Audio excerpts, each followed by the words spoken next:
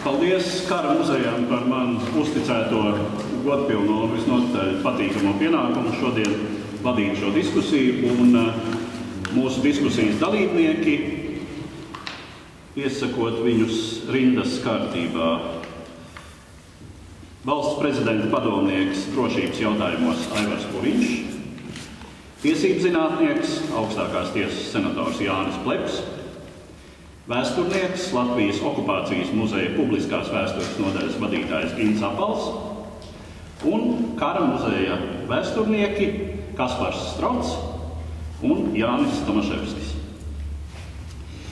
Es gribētu sākt šo diskusiju ar vispārējās situācijas iezīmējumu, kāda tā bija Latvijas valstiskumam tajā brīdī, un varbūt akcentējot vienu aspektu, kas ir, manuprāt, ļoti būtisks. Latvijas centrālās padomes rašanās un arī, protams, memoranda tapšanas ziņā. Proti, mēs zinām, ka Otrā pasaules kara laikā ļoti daudzas Eiropas valstis tika okupētas, nonāca viena vai otra totalitārā režīma kalpībā, pakļautībā, okupācijā, bet ļoti daudzām no šīm valstīm bija trimdas valdības. Lielākoties tās bazējās Londonā, kas bija, jāteic, pēdējais nozīmīgais demokrātijas atbalsta punkts tā laika Eiropā, Britu salās. Baltijas valstīm šādas pārstāvniecības tur nebija. Un es gribētu sākt ar jautājumu, varbūt atgādinot droši vien vispār zināmas lietas, kāpēc tas tā notika un vai kaut kas būtu būtiski citādi, ja Latvijai un droši vien pārējām Baltijas valstīm būtu savas trimdas valdības, droši vien arī Londonā. Varbūt es lūgtu Apalkungu sākt. Jā, paldies. Es tad pie šī jautājuma nonākšu. Bet atļaujiet teikt, ir veselīgi skatīties uz vēsturi un pagātni, nevien no Latvijas šaurās vietējās vēstures viedokļa, bet mazliet arī no starptautisku attiecību vēstures viedokļa. Un proti, Versaļas sistēma drīzāk ir anomālija starptautisku attiecību vēsturē nekā norma. Pastāvēt kā 18 gadus. Un tas, kas bija pirms tam un pēc tam, bija pilnīgi citādāk. Tātad, lūk, skatāmies vēlreiz Vestfālenes mieru, 17. gadsimts ideja, ka visi valdnieki, lieli un maz, neatkarīgi no ticības, ir vienlīdzība. Attīstās centralizētās valsts, nāk koloniālisma gadsimts, 19. gadsimts, ar pasaules dalīšanu ietekmes sfērās nepārtraukti. Tas nav nekas jauns, ko dara Molotovs-Ribbentrops, tas notiek visu laiku. Arī šeit parādās tas, ka koloniālais status ir divējāds. Ir kolonijas, kuras metropolu pārvalda tiešā veidā, un ir protektorāti. Proti, tātad metropola uzņemas atbildību par ārlietām, aizsardzību un ārēju ekonomisko darbību, kas pats svarīgākais par tirzniecību. Muitu, ja, pārējās lietās tās valstiņas saglabā Āfrikā vai Āzijā savu vietējo pārvaldu. Un to sauc par protektorātu. Lūk, šī sistēma pastāv ļoti labi, kad 5 Eiropas lielvalstis pamatēliem visos kongresos, Vīnē, Āhenē, Berlīnē un citur, un pārējām nav līdzīga statusa. Un tad, lūk, Pirmais pasaules karš rada šo te, ka piepildās Vestfālenes principi, bet tikai Eiropā. Ka visas valsts ir vienlīdz suverēnas, lielas un mazas. Ārpus Eiropas šie principi nestrādā. Ārpus Eiropas uz Osmaņu impērijas pārējām teritorijām attiecina to pašu protektorātu principu Tautas Savienības mandāta formā. Tātad, ja, tas domāts tām sabiedrībām, kuras nav nobriedušas vēl pilnvērtīgi funkcionēt kā neatkarīgas valstis. Un tā ir tā lieta, kas mūs ved uz šo jautājumu, ka jā, protams, Latvijas un arī pārējo mazo valstu valdības ļoti labi dzīvo, kamēr pastāv Versaļas sistēma. Bet no 38. gada, kad viņas tā brukt, no tā brīža viņas arī pakļaujās kopējai tendencei. Mēs skatāmies, ko dara, piemēram, Latvijas valdība, tad, kad attiecīgi tiek sadalīta Čehoslovākija. Viņi slēdz jaunas līgumus ar Berlīni par to, kā turpmāk Latvija tirgosies ar Bohēmijas un Morāvijas protektorātu. Ja? Kādā veidā Latvija reaģē uz attiecību Polijas bojāju, pieprasot slēgt Polijas vēstniecību Rīgā. Ja? Un tā, ka Latvija arī pilnībā un pārējās Baltijas valsts līdzīgi, bet drusku lielāku pauzi, dara tieši to pašu. Ja? Un šis process, kā viņas nonāk atpakaļ labprātīgi pakļaujoties spiedienam pēc pretestības no austrumiem, igauņu pētnieks Magnus Ilmjārs ir nosaucis par klusējošo pakļaušanos savā grāmatā. Es dzirdēju, varbūt viņš būs kā ar muzeja konferencē un varēs Magnus Ilmjārs vai ļoti spilgts arī Igaunijas ārpolitikas institūta direktors īstenībā.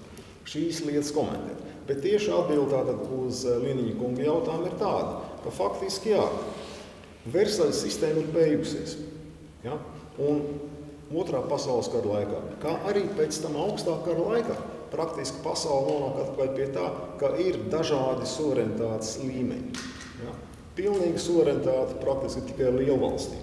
Otrā pasaules kara laikā daudzas Eiropas tautas un valsts nonāk zemākos statusos. Nonāk protektorāta statusā, Vācija 2 oficiāli protektorāti, Bohēmija, Morāvija, Dānija, starp citu. Ja? Tad ir arī okupētas teritorijas, un ir jaunākie sabiedrotie. Slovākija, piemēram, ja?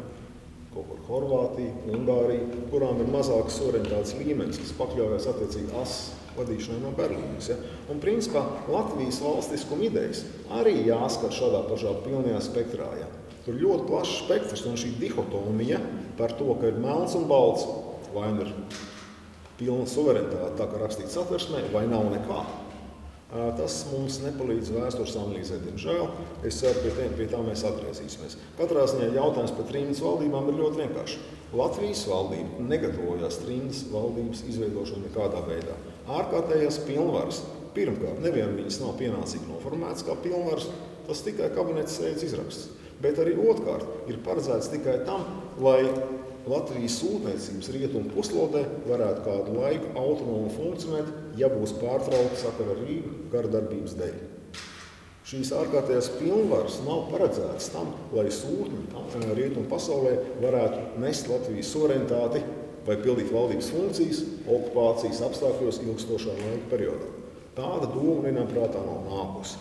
Te es varu citēt pašu pēdējo, kā uz to skatās 40. gada martā, attiecīgi Zariņš, Ulmans un Munters, Zariņa vēstuli Munteram, pēc Rīgas apmeklējuma saka, ko es biju pie vadoņa, vadonis saka, 2. pasaules karš vēl nav sācies, tātad to vadonis saka 40. gada februārī, kad Zariņš bija Rīgā, ja?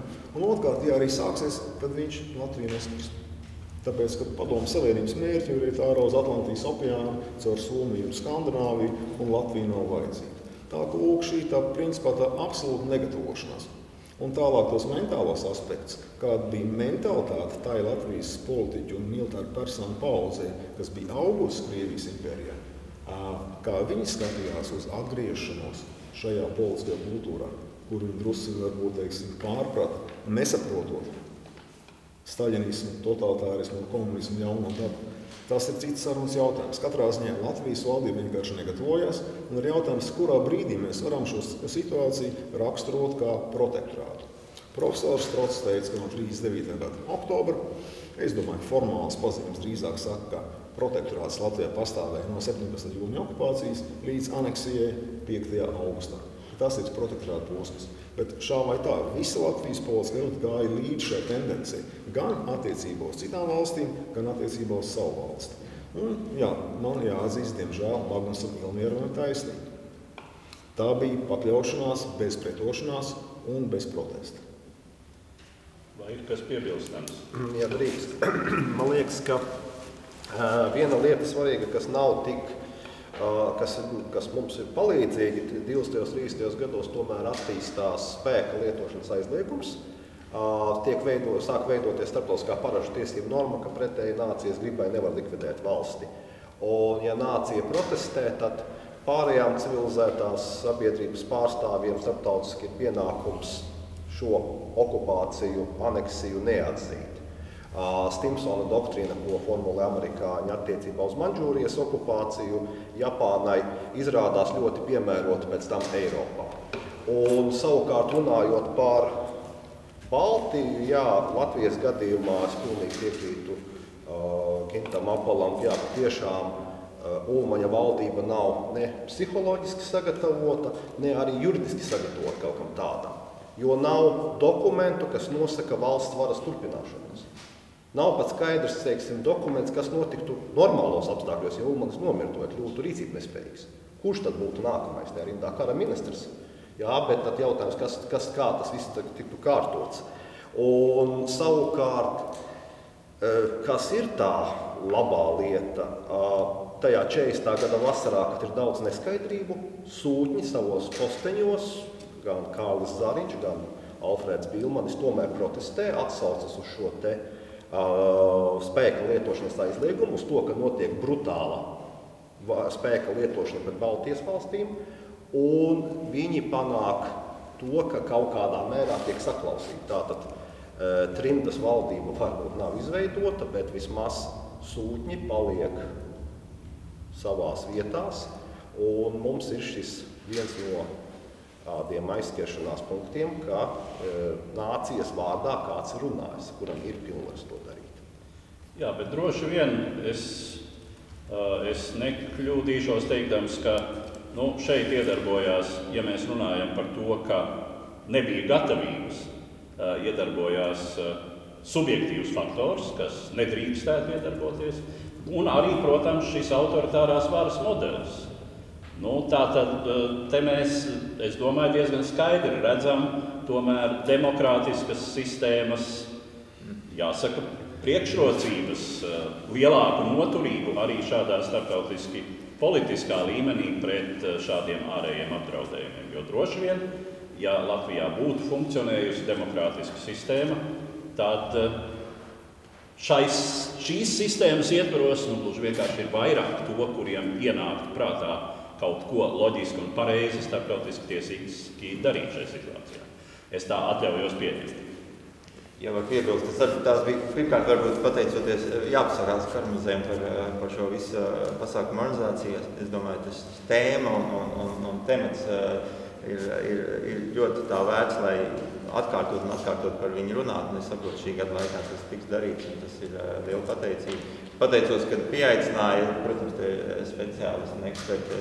Es vairāk droši vien tā kā amata dēļ, nevis satura dēļ šeit esmu. Bet atkāpjoties no tā, man liekas, tas ir svarīgs tieši tas atbildot uz to jautājumu, kāpēc nebija trindas, jo nav, kā teica kolēģis šeit, ka nav mehānismu, viss balstās uz vienu cilvēku gribu un negribu.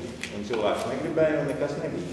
Būtu cilvēks gribējis, būtu bijis, bet skaidrs, ka un tāpēc, teiksim, domājot par šo memorandu, viena no tām, es nezinu, emocionāli tuvākajām, teiksim, man lasot un domājot par to, ir, ka viņi runā par viņi uzreiz atspērās atpakaļ nevis uz 40. gadu, viņi atspērās atpakaļ uz 4. Saeimu. Viņi skatās viņi runā par demokrātiju, par Latviju, par demokrātijas atjaunošanu, nevis vienkārši šīs, teiksim, atgriezties atpakaļ 40. gadā.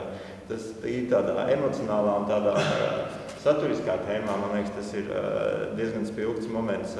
Un saistīts otrs punkts varbūt nedaudz nosacīto apelējot, jo es saku, ne mana tēja šeit ir, bet apelhungam, ka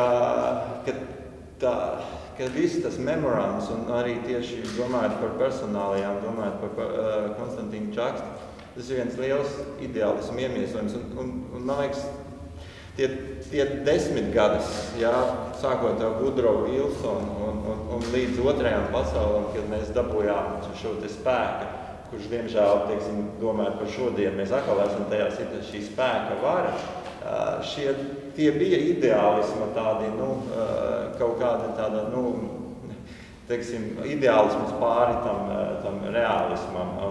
Un ja teiksim, iepazīstoties ar šo pašu Konstantīnu Čakstu, viņš cilvēks, kā tāds, tiešām caur ideāliem tā viņa dzīve, viņš pat, es saprotu, piedalījās 40. gada vēlēšanās, ne jau, ka viņš, teiksim, piekrīt, bet vienkārši viņš caur ideāliem, kā es to iedomājos, radīt šo te alternatīvo piedāvājumu vēlēšanās, ka cilvēki var iet un balsot par neatkarīgu valsti, lai gan sanāk savu veidu sadarbību ar padomju okupantiem, jo tādējādi leģitizējot viņus, bet vienalga, caur kaut kādu nepārtrauktu visu jautājumu skatīšanu caur, un beigās jau viņš arī, cik es saprotu, gatavs par šiem ideāliem bija, gatavs mirt, jo viņš reiķinājās, ko viņš dara un nebēga un neslēpās, stāvēja un krita par to, ko viņš ticēja par ideāliem. Tāpēc es tā, es varbūt negribu pretrunāt, bet es redzu šeit milzīgu ideālismu un tādu dzirksti šajā visā dokumentā. Es piemirstu vienu lietu, un Puriņa kungs arī ved uz to lietu. Ja? Protams, ka es domāju, ka ļoti labi mēs varam diskutēt. Tas būs garlaicīgi. Bet tas, kāpēc nav trījus valdības un kā šī līkne iet cauri 40 gadam un visam otrā pasaules kara periodam, ir tas, ka vietējās politiskās elites cer saglabāt zinām autonomiju. Jautājums, kādas tās autonomijas robežas un kā to tagad sauks, bet principā jau tā pilnā suverenitāte ir zaudēta 39. gada 5. oktobrī. Viņas no tā brīža vairs nav. Arī visi diplomāti ziņojumi to liecina, ka Latvija vairs nav pilnīgi brīva un suverēna. Viņi ierobežo savu iekšpolitiku un ārpolitiku. Pakļaujās, un viņi ir Padomju Savienības sabiedrotāji. Nevajag aizmirst to, ka caur šo līgumu Latvija ir kļuvusi par Padomju Savienības jaunāko sabiedrotāju. Tur ir saistības šajā līgumā. To ir vērts izlasīt vēlreiz, par viņu runu. Un, protams, un pēc tam, cik veikli tiek manipulēts, tas nav tikai Latvijas literatūrā, arī, teiksim, Suba Platona memoāru un pārējais, kā tiek radīta cerība, ka jūs varēsiet paturēt kaut kādu ārējās Mongolijas statusu, kaut kādu, teiksim, nepilnu suverenitāti. Protams, tā būs vēl mazāk nekā pirms 16. jūnija, bet tā tomēr būs kaut kas. Un tieši tas, kas rakstīts demokrātisko latviešu vēlētāju sarakstu programmā, starp citu, un arī paskaidrojuši memorandā, kur Puriņa kungs minēja, tur runa tieši par to pašu. Arī Čakste un pārējie, viņi nebūtu nevēlās saglabāt pilnu suverenitāti 40. gadu vasarā. Viņi vēlas sadarboties ar okupācijas varu, nolūkā saglabāt tik plašu autonomiju, cik būs iespējams. Pretī sola kreisu sociālo-ekonomisku politiku, maksimāla draudzība ar Padomju Savienību, 5. oktobra līgumā paredzētā sadarbības padziļināšana vēl tālāk un vēl vairāk. Ja? Protams, tam nav nekāda vairs jautājuma par ideālu, bet tā praktiskā politika. Saglabāt to, ko var saglabāt. Un es domāju, ka tālākajā sarunā mēs nonāksim pie tā, ka otrā pasaules kara laikā ļoti daudz cilvēku dara to pašu. Gan pašpārvaldes cilvēki, gan militāri personas, gan centrālās padomes cilvēki, ja mēs sāksim atšifrēt memoranda tekstu, ko tas reāli nozīmē, un vēl vairāk arī pašu sākumu. Latvijas centrālās padomes politisko platformu, kas bija pirms memoranda. Paldies! Jā. Vēl varbūt piebilstot pie tā, kas līdz šim ir izrunāts, Apala kunga tēze par Vestfālenes miera raksturu un šo principu funkcionēšanu cauri laikiem. Es gribētu tikai teikt, ka, protams, šie principi jau nav kaut kādas dekoratīvas mežģīnes, kas piesedz cilvēka, tā skaitā kā politiska dzīvnieka zvērisko dabu.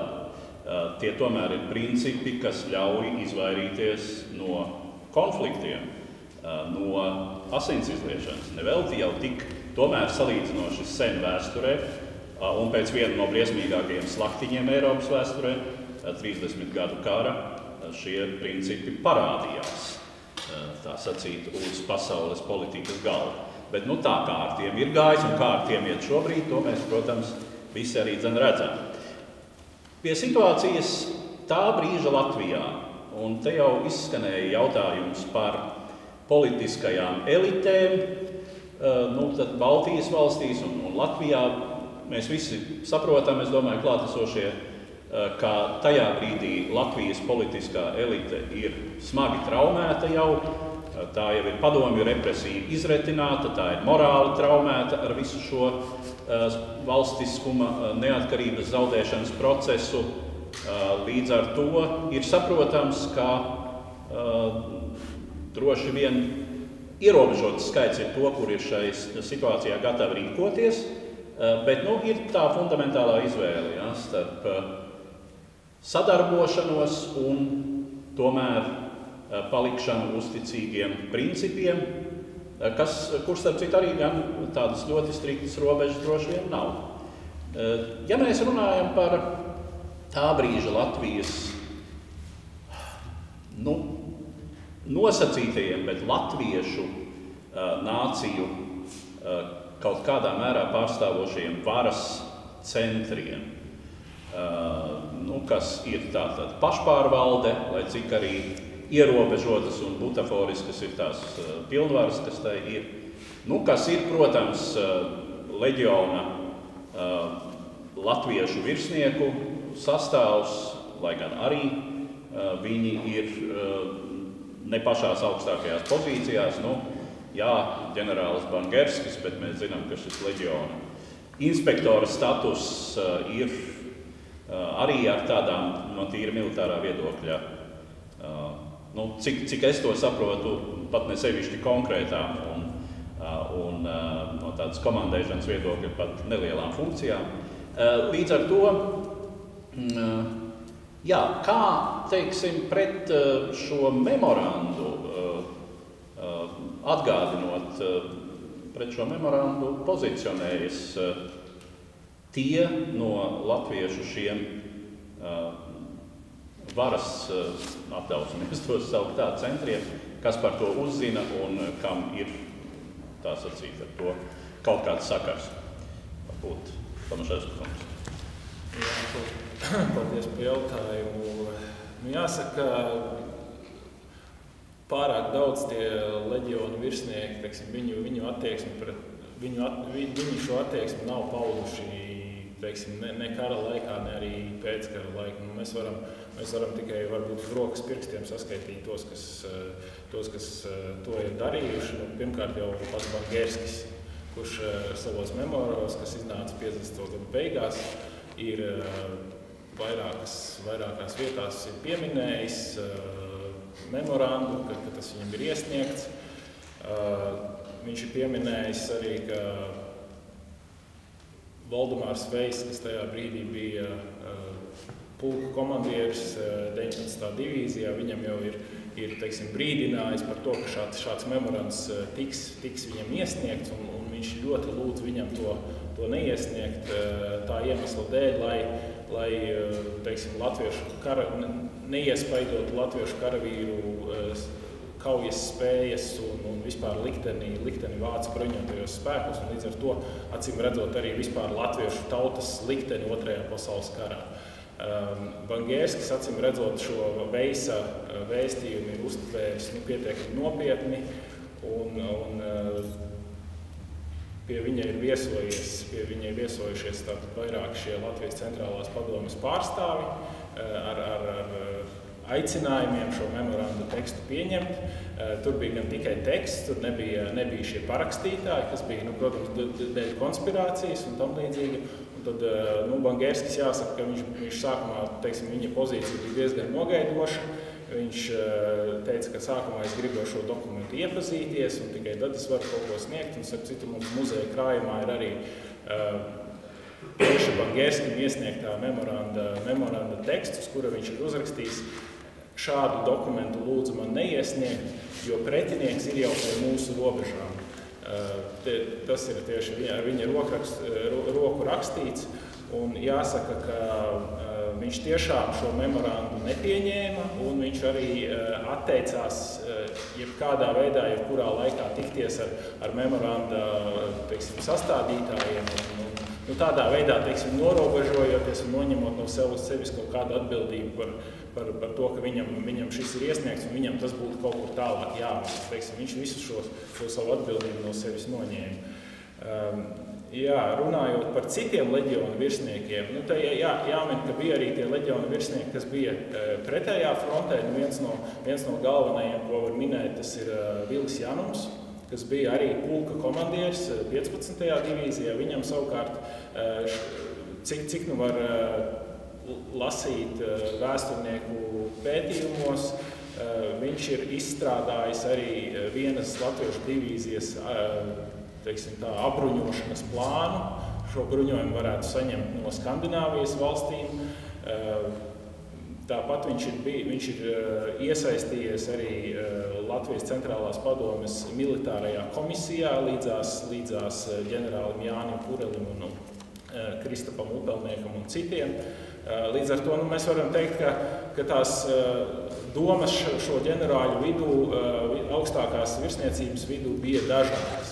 Un jāsaka, tie, kas bija vairāk tādā spicē, kā Bangerskis, viņi tas uzskats, kā jau es minēju, bija tās ļoti noreidoši. Savukārt atsevišķi virsnieki, es domāju, viņi piekrita, ka kara beigās būtu nepieciešams, varbūt iespējams kādā brīdī veidot Latvijas armiju, atjaunot Latvijas armiju, un acīm redzot, viņi ticēja, ka beigās arī vācieši Latvijai nav sabiedroti.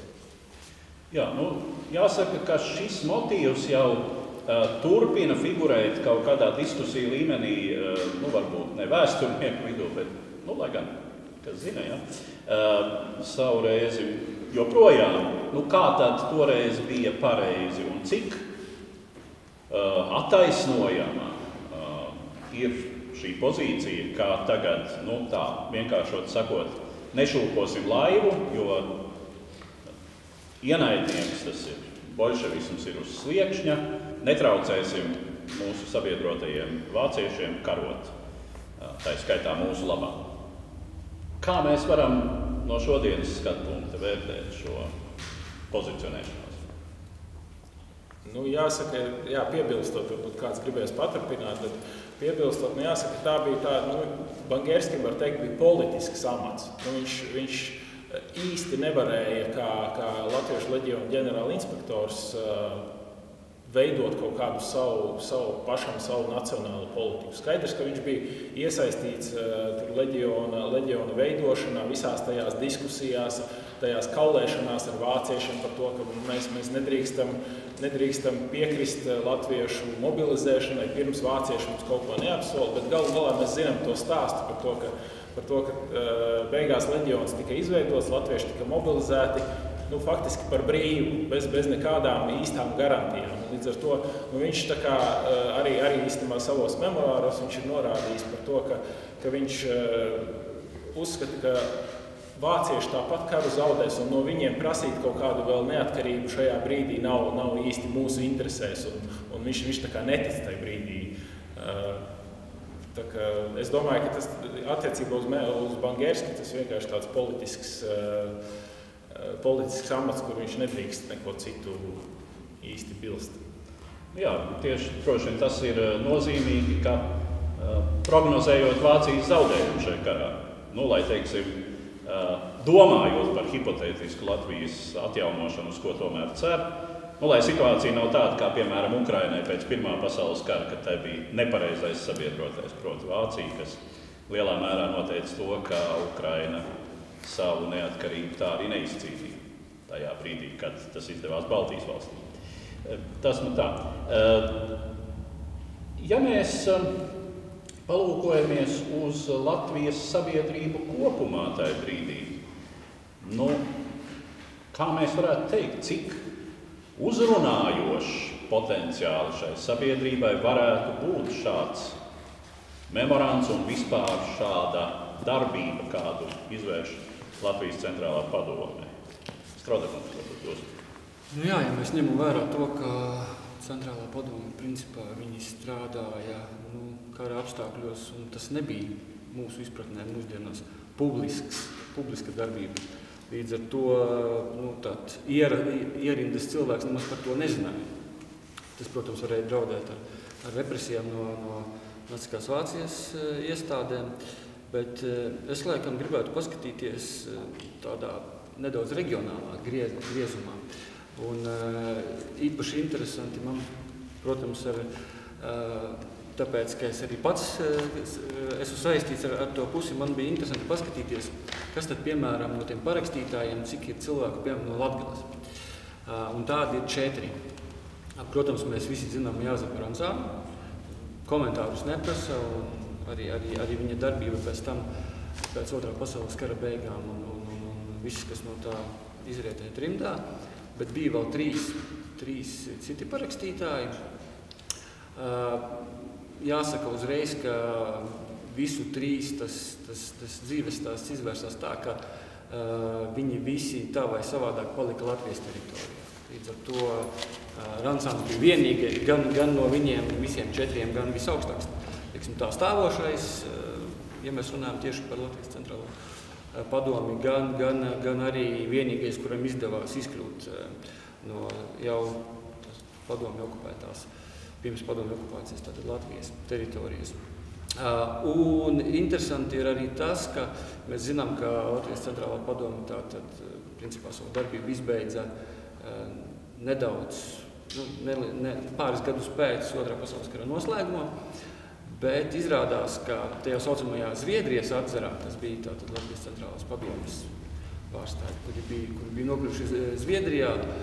Darbojās arī pāris latgalieši, kuri arī, ja mēs paskatāmies uz tā saucamo Latgales presi, kas arī iznāca arī tā laika trimdā, piemēram, viens no populārākiem laikrakstiem Latgales balss.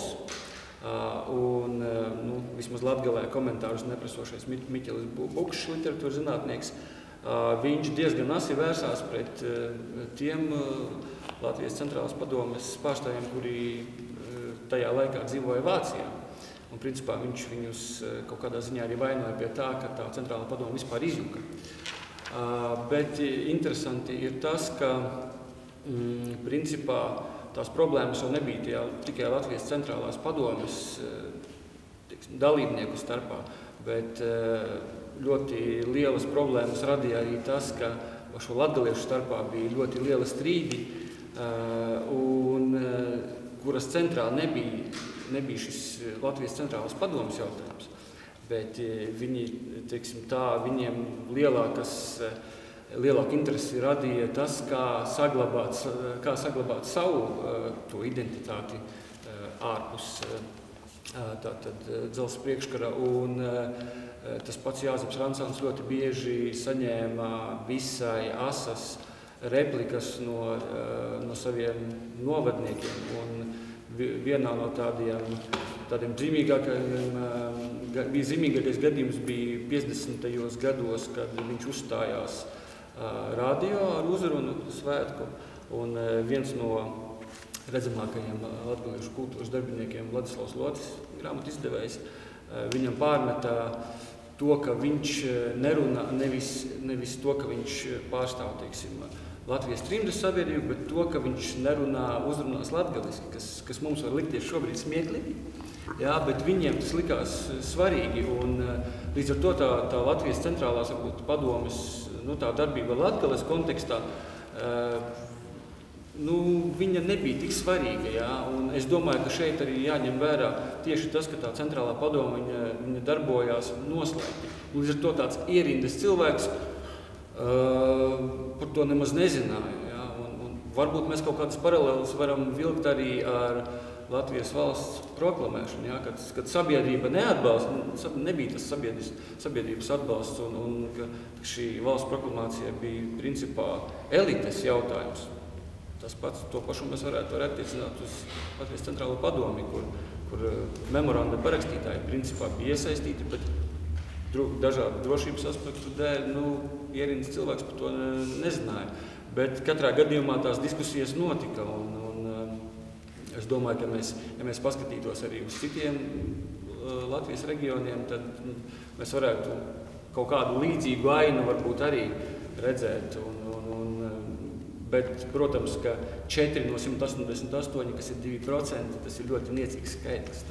Jā, tas laikam tomēr atspoguļo tā brīža, tātad starpkaru posmā Latvijas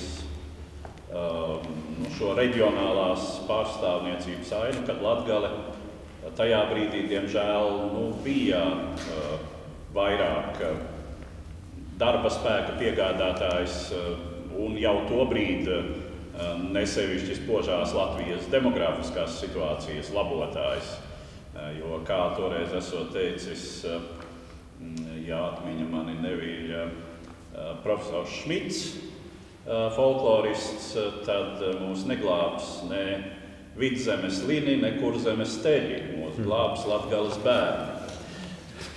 Es vēl varu tikai piebilst to, ka ja mēs runājam tieši par Latgali, tad tas vēl viens aktuālais jautājums, kas bija arī runājot par Latvijas centrālo padomi, nemitīgi tika kritizēts šis Ulmaņa varas periods, jā, kurš, citējot Miķeli Bukšu, ir radījis izvadējušos demokrātiju. Līdz ar to arī Latgalē nebija, viņš to mēģināja pateikt, ka Latgalē nebija šīs valstiskās piederības, jo Ulmaņa režīma laikā tātad viss tika novienādots, un mērķis bija, radīt šo tautas kopību, un līdz ar to tas varbūt arī ietekmē arī latgaliešu iesaisti Jā, apalpums. Jā, es gribēju paturpināt drusku Strauta kunga domu. Protams, ko skatīties šeit no tāda novada viedokļa, bet visiem jau ir zināms, ka Centrālā padome ir elitāra organizācija, tīri sociāla.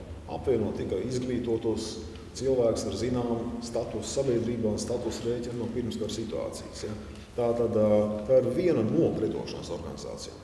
Tāpat nav kustība. Un vārds centrālā drusku maldinoša īstenībā. Viņa darbojas Rīgā, Jelgavā, Ventspilī un, protams, ka Latgale šeit nav unikāla. Vai darbojas Vidzemes laukos, Latvijas centrālā padome? Nedarbojas. Ja? Vai arī Cēsīs vai Valmierā? Nē, tur viņas nebija. Tā kā, bet to visu varētu summēt tad ar autoritāšu slēdzieniem Andrejs Plakans, pirms 3 gadiem grāmata Reluctant Exiles. Ja? Diezgan dārga un bieza Latvija, tāpēc maz lasīt. Viņš par šo tēmu izskatās diezgan koncentrēti, bet lūk, Plakans kā autoritāte. Saka 2 lietas par centrālo padomu. Viņš saka, pirmkārt, protams, ka konceptuālā ziņā, tās domas skaidrības un juridiskā korektuma ziņā, protams, ka centrālās padomas domāšana ir vislabākais, ko tajā laikā latviešu politiķi radīja. Tas labāk nekā tas, par ko domāja pašpārvaldes aprindas, vai tas, par ko domāja militārie komandieri, piemēram, uzreiz Latvijas Nacionālā komiteja, starp citu un daudz ko citu. Ošu valdību un tā tālāk, ja? Bet viņš saka tālāk, bet ir institucionāli. Centrālā padome nemaz nebija efektīvāka, kā pašpārvalde, jeb kā militārie komandieri. Un tālāk ir vēl tie pāris, kas jau to ilustrē, arī viņi, un ne tikai viņa domas par 45. gada situāciju pēc kara beigām Vācijā. Plakana secinājums ir tāds, ka 45. gada vasarā Vācijā bēgļu vidē pastāv izteikts līderības vakums. Nav līderi. Iepriekšējie līderi visi ir zaudējuši kaut kādā mērā ietekmi un uzticību un jāveido kaut kas jauns. Un centrālās padomes pārstāvi tur arī nebauda īpaši lielu uzticību. Ja lasam, piemēram, Ilgvaru Veigneru tādu autoru, arī ļoti labi grāmata encyklopēdiski. Viņš tieši to saka. 45. gadā pēc kara trimdā patiesībā centrālā padome nekādā veidā nebija sevišķi iecienīta organizācija. Pirmkārt, cilvēki par viņas darbību nezināja. Ja? Otkārt, kopš tā laika, kad šie cilvēki pieņēmuši augstas vietas sabiedrībā, bija pagājis ļoti ilgs laiks. Ja, ja viņi smējās savu, teiksim, statusu mandātu no 34. gada situācijas. Vai arī profesoru gadījumā, teiksim, kaut kādas citas situācijas. Tā, tas jāņem vērā. Pats pēdējais pie šī, jo tas arī varētu saprast to tālāk, ko Strauta kungs minēja, ja, par centrālās padomes darbību ārpus Latvijas. Tāda viņi ir sašķāsies 3 daļās – Vācijas zars, Zviedrijas zars. Latvijā tas, kas palicis, nekā arī pārāk aktīvi nedara, ja? Bet ir viena cita lieta, kā šī trimda organizējas. Lūk, tātad Nacionālā komiteja noliek savus pilnvaras, jau, teiksim, 45. septembris, un pēdējais vadonis ir Alfrēds Bērziņš, starp citu, nemaz nebangērsks, ja? Tā vietā nāk Vācijas Latviešu centrālā padome, jau vēlēta bēgļu organizācija, ja? Kas pārstāv 95% latviešu bēgļu, Zviedrijā 5%, aptuveni tur 95%, ja? Lūk, jau vēlēšanas, un šai Vācijas Latviešu centrālajā padomē ir arī savu izpildu struktūra, tātad Latviešu centrālā komiteja. Ja? Bet tās bēgļu organizācijas. Tikai 48. gadā izveidojas Latviešu Nacionālā padome, kā dažādu organizāciju apvienība, ja? Lai jau pārstāvētu visas tautas un valsts kopējās intereses. Un tajā ir centrālā padome tikai viena no sastāvdaļām. Ir 3 galvenie pīlāri šajā Latviešu Nacionālajā padomē. Tātad pirmais pīlārs ir jau minētā Latviešu centrālā padome Vācijā. Otrais pīlārs ir joprojām Latvijas centrālās padomes organizācija Vācijā. Un trešais ir Daugavas Vana. Un tad nāk klātais sīkākas organizācijas. Lūk, tā ir tāda jumta organizācija, kuras potenciāli neizmanto tāpēc, ka sākās lielā emigrācija. Bet atkal, centrālā padome nav vienīgais varas centrs, nebūtu ne. Tā ir viena no organizācijām, un starp citu raksturīgi, kas ir šīs te Latviešu Nacionālās padomes vadītājs, tas nav Ranzārs. Ja? Tas ir Pulkecovs. Jā, es varbūt nedaudz pakomentējot Apala kunga izteikums pēdējo. Par to, ka centrālā padomē, ka viņai nebija tāda spēka, institucionāla spēka, kā tas bija pašpārvaldei un teiksim, militāriem atzaram. Un, protams, tā ir pretošanās kustības organizācija Vācu okupācijas apstākļos. Tā nekādā veidā nevar būt nekāda institucionāla spēka. tam līdzīgi. Protams, ka tā ir pilnīgi cita rakstura organizācija, bet vēl atgriežoties varbūt nedaudz pie Liniņa kunga jautājuma par to, kāda tā varētu būt tā ietekme sabiedrībā šīm visām idejām. Es jāpiekrītu Kasparam, kā teiksim, 18. gadā cilvēki varbūt vēl nezināja. Un tajā brīdī Otrā pasaules kara laikā, es domāju, daudz vairāk cilvēki zināja, kas ir teiksim, šie saukļi, par kuriem iestājās Centrālā padome. Un jāsaka, ka pat ja piekrītot Apala kungam, ka tur, protams, bija vairāk tāda elite, kas šo organizāciju veidoja, tā nebija tāda no apakšām, no tautas nākusi organizācija, bet vienlaikus tas, ko es teiksim, tāda tēze varētu būt tāda, ka viņus Latvijas laikā viņus nosacīti šķīra demokrātija. Viņi strīdējās šīs partijas, kas veidoja Latvijas Centrālo padomu, tātad šīs 4 partijas, Latviešu sociāldemokrātiskā strādnieku partija, Latvijas Zemnieku savienība, Demokrātiskais centrs un Latgales katoļu un kristīgo partiju. Tātad viņi bija, var teikt, ka niknākie ienaidnieki, bet tad, kad Latvijā bija šie 2 okupācijas režīmi, Vācu okupācijas laikā, viņi saprata, ka tikai, teiksim, šādi demokrātiski līdzekļi, apvienošanās būs tas, kas viņus, teiksim, atkal atvedīs atpakaļ pie tās demokrātijas. Līdz ar to tāds nosacīt, tāds apburtais loks, ka tā demokrātija vienlaikus šķir, bet vienlaikus arī apvieno Vācu okupācijas laikā. Un jāsaka, es domāju, ka tajā brīdī, ja varētu taisīt referendumu, es domāju, ka vairāk nekā puse Latvijas iedzīvotāji balsotu par šiem saukļiem, par ko iestājās. Cits jautājums, protams, ka tauta par to nezināja un tas vienkārši nebija iespējams tajā brīdī.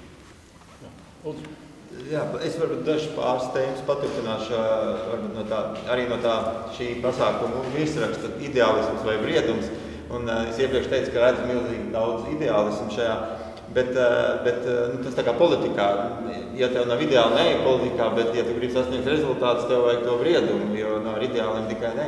Un šeit, teiksim, varētu argumentēt, ka tas briedums, jo viens ir, protams, ka tie ir pretošanās un tā, bet kaut kā jau tā sabiedrība būtu jāorganizē pret to, bet nevar jau tikai, teiksim, vienā dzīvoklī satikties un nolēmt, ka mēs visi pretosimies, tā sabiedrības iesaistas formas kaut kā ir jāatrod, vai tas būtu tas pareizais.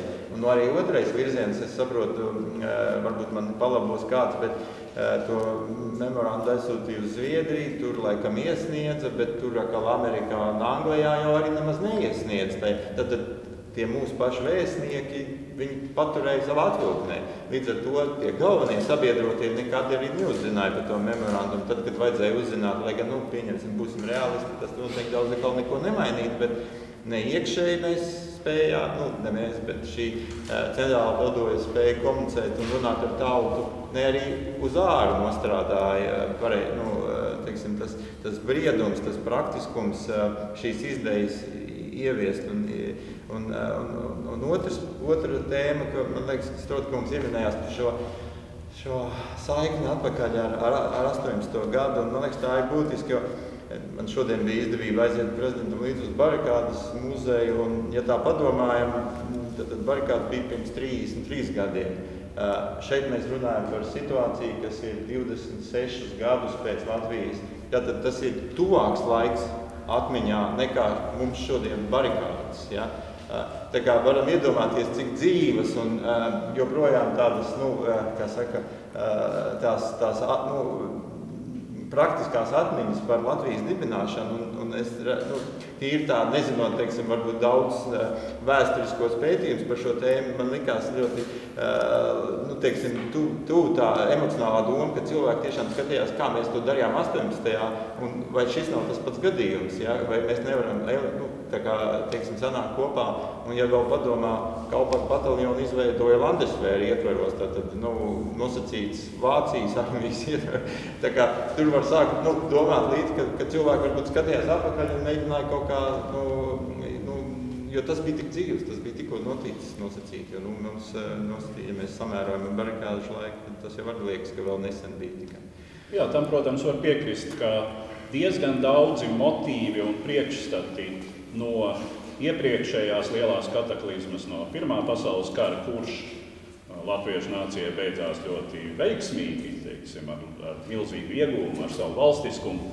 Nu, šie priekšstati ietekmēja domāšanu visnotaļ tajā laikā un protams, sabiedrībā tika vilktas kaut kādas paralēles un domāts par to, kā varētu būt, un lielā mērā jau tie, arī jau ļoti teorētiskie plāni, kas Latvijas centrālās padomes sastāvā tapa, bet tātad tapa šie plāni par kaut kādām latviešu divīzijām, kuras kaut kā varētu apbruņot un kā tās varētu brīdī, kad kara finišā, teiksim, tās varētu kļūt par nozīmīgu spēku faktoru šeit. Tad, kā tad tas varētu būt? To visu, protams, ietekmēja tiešām samērā nesenā un sekmīgā neatkarības kara pieredze. Jā, es gribēju vienkārši piebilst arī uz Puriņa kunga šiem vārdiem, ka tā bija, ka šo memorandu tiešām izsūtīja gan uz Zviedriju, gan uz Somiju, gan uz Lielbritāniju, gan uz Amerikas Savienotajām valstīm. Visticamāk, Amerikas Savienotajām valstīm un Lielbritānijas pārstāvjiem arī viņi tika iesniegti, bet es domāju, tajā brīdī mums jāņem šis faktors, ka ASV un Lielbritānija tajā brīdī ar Padomju Savienību ir sabiedrotie. Viņi, es domāju, šo informāciju noteikti varēja izmantot, un arī to informāciju, ko Latvijas centrālā padome savāca par vācu okupācijas laiku Latvijā, šo informāciju viņi noteikti izmantoja, bet viņi nevarēja nekādā veidā, oficiāli to iesniegt, Padomju Savienībai vai nacistiskai Vācijai. Jā, vai ir kaut kas zināms par to, kurā brīdī Kremlī pienāca informācija par šo memorandu un par kādiem kanāliem? Jā, tūlīt arī par to, bet tas, ko es gribēju teikt, ka šī īstenībā tās paralēles, ko tajā brīdī iespējams, ka gribēja vilkt ar neatkarības kara laiku, tas arī bija izpaudās arī Otrā pasaules kara noslēgumā un arī tūlītajā pēckara posmā, kad bija šīs cerības, ka tūlīt ASV, Lielbritānija un citas valstis uzsāks karu pret Padomju Savienību. Un es domāju, tas bija tikai dēļ tā, ka bija šī nesenā pieredze, kas bija svaigā atmiņā. Mēs varētu par šo ārējo dimensiju paturpināt. Zālē ar Neiburga kungs, kurš arī nesen rakstīja to, ka nav nekāda dokumentāra pierādījuma, ka memorands jebkad būtu iesniegts Vašingtonā. Nav tās apstiprinājies, bet mēs zinām no Kārļa Zariņa, arī vēstulēm un daudziem dokumentiem, ka šī sūtņa attieksme visu laiku bija ļoti rezervēta. Tāpēc, ka sūtņi uzskatīja, ka viņi pārstāv valsti ar neesošu valdību, bet tomēr. Un ja viņi tagad mēģinās pārstāvēt kaut kādu neskaidru, nezinām pagrīdes organizāciju, tad viņi apdraudēs gan savu personisko statusu, gan īstenībā arī Latvijas valsts atlikušo statusu starptautiskajās tiesībās. Un Zariņa nostāja, lai gan viņš brīžam šūpoja 46. gadā, ka varētu varbūt pakļauties, kara laikā nē, bet beigās viņa nostāja bija ļoti konsekventa. Atbrīvotā Latvijā tauta pati lems savu jaunu satversmi punkts. Un atsauc uz veco satversmi īsti nav vietā. Tā būs brīvā Latvijā, būs jauna situācija, kas īstenībā Zariņa vieno arī Latvijas Nacionālās komitejas. Bangers Kusau, 45. gada, precīzi tāda paša nostāja. Un te mēs varētu vēlreiz atgriezties vienkārši pie aicinājuma, lai saprastu šī memoranda nozīmi, viņš jāskata kontekstā. Viņš jāsalīdzina ar to, kā nākotnes Latvija ir iedomājušies visi citi, pilnā plašā spektrā.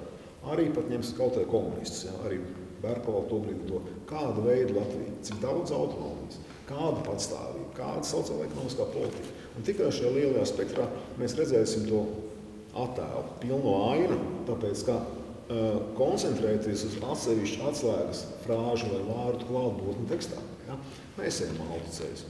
Mums jāredz, kādā veidā, un arī centrālās padomes gadījumā mēs jau minējām, 43. gada 13. augusta politiskā platforma ir daudz sīkāk. Tā paredz ļoti nopietnas politiskās pārmaiņas pēc kā Latvijā. Satversme vajadzīja tikai zīves mirkli, lai radītu jaunu satversmi, labāku, kas likvidētu vecās kļūdas, kaut rakstīts pārējais. Un pat, piemēram, doma par to, ka būtu jāveido Baltijas valstu konfederācija, Satrašanā nekā tāda nav. Tas pat pretrunārs atvērst īstenībā tajā brīdī, ja tā būtu runāšana. Līdz ar to atslēgas frāzes reizēm ir maldinošas. Jāstāsta dokuments kopumā, dokuments saturs un tā nākotnes vīzija, ko dod dažādas organizācijas. Ja? Ļoti daudz. Pēdējais par šo attiecības ar salmaiņu. Tas ir ļoti interesants temats, ja mēs sākam lasīt šīs arī čakstas, vēstules, salmiem pārējo. Man būtu jāprasa lielākam speciālistiem, kā Nebūra kungam vai kādam citam. Tad, kā gan varēja cilvēki Latvijā iedomāties izglītot elitāru cilvēku, ka Zviedrija, kur ir atzinusi Latviju par leģitīmu padomu savienības sastāvdaļu, varētu pēkšņi celt šeit desantu, sniegt militāru palīdzību vienai divīzijai, ko Konstantīns Čaksts varētu izveidot. Kurš to var izdomāt? Un šeit rusiņa jautājums par kompetences līmeni, par šīs elites zināšanu un kompetences līmeni. Kā gan tik tālu var aizdomāties? Kā arī par to otru lietu. Bet vai Salnais adekvāti informēja politiķus Rīgā par to, kāda ir Zviedrijas valsts politika un kāda ir personiskā situācija Stokholmā? Ļoti daudz jautājumu šeit paliek, jo te mēs jau ejam politiskai ētikai īstenībā, ja mēs skatāmies šo jautājumu. Katrā ziņā tās ļoti iluzoras idejas, un tas tieši tāpēc, ka tas plakāns raksta, ka šī te, ka no institucionāla viedokļa bija laba ideja, bet nebija nekādu mehānismu, nebija pat nekādas skaidrības, taktikas vai stratēģijas, kā to varētu īstenot. Tikai rakstīt vēstules Salmēm. Jā, drīkst paturpināt, man liekas, pat nevajadzētu iet varbūt tik tālos avotos, man liekas, pats Fēliks Cielēns, kurš ir spožs atmiņu rakstītājs, ja viņam var ticēt, viņš gandrīz visu ir dibinājis un veidojis. Un Latvijas valsts otrais proklamējis Aspazies pērēs. Bet viņš par centrālo padomu ļoti trāpīgi saka, tās bija lielas smagas lokomotīvas, kas stāvēja uz rezerves sliedēm. Tas viņa paša iekšējais novērojums un sajūta. Un man šķiet, ka tādā ziņā pavisam noteikti nevajadzētu pārspīlēt vai izcelt vienus, vai pārlieku glorificēt. Konteksts ir ļoti svarīgs. Un man šķiet, ka svarīgs arī tas piemērs par to 18. novembri, kā dibināja. Jo pie dibinātājiem ir daudzi tie, kas pēc tam arī parakstījās. Viņi vēlreiz sēžas pie viena galda. Un ir arī Klīves memoāri par sarunu ar Paulu Kalniņu. Viņiem bija ļoti grūti apsēsties pie viena galda. Klīves pusē Rūmaņu apvērsums, sociāldemokrātu nometnes, visi procesi. Un savukārt sociāldemokrātu pusē ir sadarbība 40. gadā lielos amatos ar Maskavas režīmu. Bet viņi tomēr sēžas pie galda, un man liekas, šeit parādās, nav slikti runāt par to, ka tas bija elites projekts. Jo elitē ir kaut kāda atbildība par valsti, un sevišķi, ja tā ir demokrātiska valsts, kas balstās uz pilsonisku sabiedrību, un kas tad ir elite? Mūsdienu valodā mēs teiktu pilsoniskā sabiedrība. Politiskie, sabiedriskie, kultūras, plašsaziņas līdzekļu, tie cilvēki, kuriem ir kaut kāda autoritāte, izpratne, ka jādara kaut kas vairāk sabiedrības labā, nekā varbūt varētu sagaidīt no amata apraksta, un kas kaut ko mēģina darīt. Un no tā viedokļa es teiktu arī, šis formāts ir labs, divu iemeslu dēļ. Patiesībā ideja savākt parakstus. Gandrīz 200 parakstus ar vārdu uzvārdu amatiem par konkrētu skaidru prasību. Un tas uzreiz rada šo leģitimitātes bāzi, faktiski. Juris stāstīja, kā tur brauca pakaļ, meklēja tos parakstus, tielējās par parakstiem. Pauls Kalniņš nemaz pirmais neparakstīja. Viņš ļoti veikli izgāja no situācijas. Viņš teica, ka es kā Saeimas priekšsēdētājs parakstos tad, kad ir vismaz 99 paraksti. Es dodu to 100. parakstu. Un tādā ziņā, šodien izskatās, ka tā secība bija tāda, kā tur ir tā sadrukātā. Bet tas radīja to leģitimitāti. Tā bija sabiedrības prasība pēc demokrātiskas, neatkarīgas Latvijas atjaunošanas. Un tas, kas ir ārkārtīgi būtiski, ja ir prasība, tad kādam ir arī vieglāk šo prasību uzturēt, un attiecīgi kādiem ir arī vieglāk uz to reaģēt. Jā, tas ir tas, ko es gribēju jautāt turpinājumā.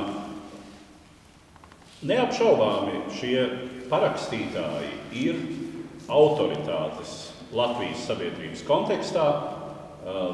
Nav šaubu, ka, Latvijas sabiedrībai tas ir autoritatīvs nozīmīgs viedoklis. Kā tas izskatās plašākā kontekstā? Kā tas izskatās starptautiski tiesiski? Cik autoritatīvs ir šis parakstītāju sastāvs? no Plepa kunga teiktā es saprotu, ka gana autoritāte. Ja mēs raugamies starptautiski tiesiski, es teiktu, juridiski būtiskākās ir sūtņu pozīcijas. Sūtnis Zariņš, sūtnis Bilmanis, arī pārējie, kas ir palikuši savā vietā un protestējuši pret okupāciju un turpinam pildīt pienākumus, viņi runā valsts vārdā. Un sūtņa Zariņa pozīcija patiešām attiecībā pret visām formām, kas veidojās trimdā un okupētajā Latvijā, ir šī sarežģītā. Viņš nevar atzīt vairāk, lai nezaudētu savu leģitimitāti. Un tas, ka mums izdevās nepārtraukt sūtņu procesu līdz Anatolam Dinbergam, kurš vēl atzina valdību, tas ļoti reti, kad gadās, ka nevis valdība ieceļ sūtņus, bet sūtnis... Kas ir turpinājums šim stāstam? Ka nevarēja arī tā uzreiz kaut kādu tautas fronti Latvijā, neskatoties uz biedru skaitu, atzīt par Latvijas tautas pārstāvniecību. Tieši tā, un savukārt, kas ir būtiski, lai sūtņi runātu vai kaut kādu aktivitāti arī okupētajā Latvijā. Jo pretējā gadījumā mēs arī zinām komunistisko propagandu, okupētās valdības formālo ministru vešanu uz dažādām konferencēm, lai atrādītu, ka šeit viss ir kārtībā. Un tādā ziņā tas noteikti šo pozīciju stiprina. Kaut vai arī tas, ka, teiksim, līdzīgi runājot par Latgali, piemēram, es gan biju pārsteigts, ka tikai 4 paraksti, bet tā laikam ir, bet arī šīs, piemēram, Nacionāla partizānu vienības ar saviem programmatiskiem dokumentiem, kas arī tika izstrādāti. Un ja to visu liek kopā, tad tā bilde nosac visus sabiedrības slāņus un reģionus. Un tāpēc es domāju, ka patiešām tas, kas lielākā nozīme varbūt šim dokumentam ir tīri iekšpolitiski, tā atgriešanās, elites atgriešanās uz demokrātiskas Latvijas ceļa. Tas, ka to satversmi pielabos, tas jau bija skaidrs, viņu arī pielaboja. Un ja mēs skatāmies, piemēram, to būtiskāko daļu par 5% ieviešanu barjeras vēlēšanu, to jau izdarīja 93. gadā. Faktiski kaut kur to centrālās padomes politisko platformu arī 5. Saeima īstenoja ar augstāko padomi kopā. Tās sīkpartijas novērsa. Tautas vēlēts prezidents vēl nav sanācis, jā. Bet no tā jau arī, varbūt labi, ka tā.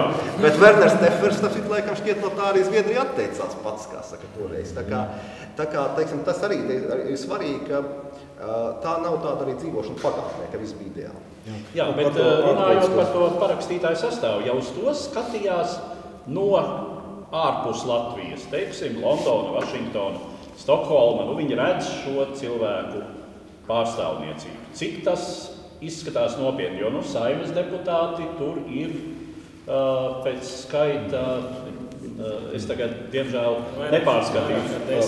Jā, ap 10. Jā. Līnīkungs, es arī varu, protams, papildināt valsts tiesībnieku Plepu un drusmu dimensiju ar starptautisko tiesību dimensiju. Jā. Valsts un valdība atzīšana absolūti atkarīga no iekšējās politiskās sistēmas. Kā arī režīmu, visas valsts demokrātiskās un nedemokrātiskās atzina par leģitīmu un uzskatīja kā Ulmanu par valsts galvu, neatkarīgi no tā, vai viņš ir prezidents vai vietas izpildītājs. Ja? Un uz šī fakta mēs balstām Latvijas okupācijas doktrīnu, ka Latvija bija suverēna, neatkarīga valsts līdz pat 16. jūnijam, 17. jūnijam, kā ar Ulmanu vadībā. Arī bez Saeimas. Kas mūsdienās dažiem nepatīk, bet tas tā ir, ja mēs to atmetam, ja, tādā gadījumā mums, tad es nezinu, tad par okupāciju tā stingrināt mēs vairs nevarēsim, ja mēs no tā atkāpjamies. Ja. Advokāts Briedis, tur ļoti labi pēdējā laikā paudis savu prasībā tiesē, tur analizēt cīkāk. Ja. Bet ko tas nozīmē? To, ka tātad lūk Saeimas deputātu klātbūtne vai neklātbūtne šajos dokumentos, jo profesoru klātbūtne absolūti nekā nemaina valsts politikā, kuras dzena intereses, ja, kā arī konsekvences. Ja šīs valsts ir atzinušas, ka Padomju Savienības, Latvijas iekļaušana Padomju Savienības nav leģitīma, ko mēs saucam par neatzīšanas politiku, tad uz tā viņi arī stāv. Un oficiāli priekšstāvi ir šie sūti. Un pamatā viss nosaka Amerikas Savienoto Valstu konsekventā politika, kurai seko arī citas, drusku mazāk svarīgas Savienoto Valstu, sabiedroto valstis. Ja? Tas to nosaka. Un tas, ka viņi atzīst pilnvaras, kuras juridiski ļoti apšaubāmas, arī tas ir politisks lēmums. Politiski iemesli pēc viņi nolēma uzskatīt, ka ārkārtējās pilnvaras ir derīgas. Ja? Tikpat labi viņi varētu lēmt citādāk, ja būtu citas valstu intereses. Un tas to nosaka līdz ar to pašu arī Zariņš, Bilmans, pēc tam citi spēja saglabāt savu statusu un caur savu esamību, arī caur savu pasivitāti īstenībā. Viņi nodrošina to, ka pastāv ideja par to, ka Latvija pastāv de jure starptautiskās tiesībās. Tikai caur to. Savukārt, ja viņi pakļautos vienai sabiedriskai organizācijai, tad viņa status būtu grūtāks. Tiešām piekritīšu, ka šeit Zariņam ir taisnība, un klāt ir vēl viens arī faktors. Ja. Starp citu, tomēr Ranzāns pats gāja un tika vests uz Londonu, tātad Whitehall, Londonā, gan Dublinā viņš mēģināja apmeklēt un apmeklē Īrijas valsts prezidentu tobrīd, ja. Bet tas nekādā veidā nemainīja status. Ja. Viņš gāja kā privāta persona par valsts galvu, viņu neviens nekur neatzina un neapgājās ar viņu kā ar valsts galvu. Līdz ar to pašu mums atliek uzdevums to līdzsvarot, kāpēc pie mums ir tad uzskata par valsts galvas vietas izpildītāju, bet neviens cita ārvalsts par tādu nozīmes. Ja. Un kā beidzās viņa karjeru, mēs zinām, viņš beigās nolaid rokas, aizbrauc uz Ameriku kā privāta persona, strādāt savā profesijā, kalpot par garīdznieku, draudzēm un savus pilnvaras nevienam nenodeva. Viņas tā pazuda tajā brīdī. Ja nebija jau arī iespējas nodot, jo jā, bet ar otro vicespīkeru viss arī beidzas. Jā, bet teiksim, normāli arī Igaunijas Lietuvas pārējās prakses rāda to, ka viņi cenšas kaut kādā vairāk vai mazāk leģitīmā veidā nodot šīs pilnvaras tālāk un tālāk. Un Igaunijas trījums valdībiem viņa nav liels lomas, bet viņi pastāv līdz par 90 gadiem. Ja? Nē, Igaunijas valdība patiešām ir šarmants piemērs, īpaši ar tām regālijām, kas tika saglabātas un kuras atved atpakaļ Lembertam mērī, kas joprojām tiek izmantotas. Tur atkal parādās tā nozīme, ka tā pēc konstitūcija ir uzrakstīta. Ar lietuviešiem patiesībā ir ķēpīgāk. Tur gan atkal autoritārs režīms ir kā, bet iedomājieties, Smetonu pārbalsoja pēdējā kabineta sēdē. Smetona teica, ka jāpratojas. Viņu pārbalsoja, viņš aizbēga, bet tie, kas pēc tam turpinājās, faktiski bija tie paši sūtņi lozorējuši bāzes. Tā kā tas, kas pats, kas mums ir tādā ziņā. Un tas mēs ar ko ļoti neatšķiramies, es teiktu, no šīm valstīm, bet runājot vēl par to, ne tikai par parakstiem, bet par saturu, jo man prieks, ka tiek atzīst, ka juridiski labi dokumenti. Tur patiešām ir arī 8 senatoru paraksti par memorandu, un patiešām mēs varam redzēt, ka 43. un 44. gadā šeit pat uz vietas Latvijas juristi spēja noformulēt, detalizēt, izstrādāt valsts nepārtrauktības doktrīnu. To, ko 4. maijā ieliek deklarācijā, tas faktiski šeit uz vietas jau ir uzrakstīts. Un arī par šīm leģitimitātes lietām ir ārkārtīgi vienkārši. Tepat ir arī 48. gada senatora atzinums. Vācijā, trimdā, kaut kādā mazpilsētā, senatori sanāk kopā un taisa atzinumu. Eiropā ir tas ir unikāls gadījums, salīdzinoši, ka tiesa strādā, okupētas valsts tiesa strādā. Bet ir vēl viens gadījums Prāgā. Pēc Vācu okupācijas konstitucionālā tiesa turpināja izskatīt lietas privāti dzīvokļos.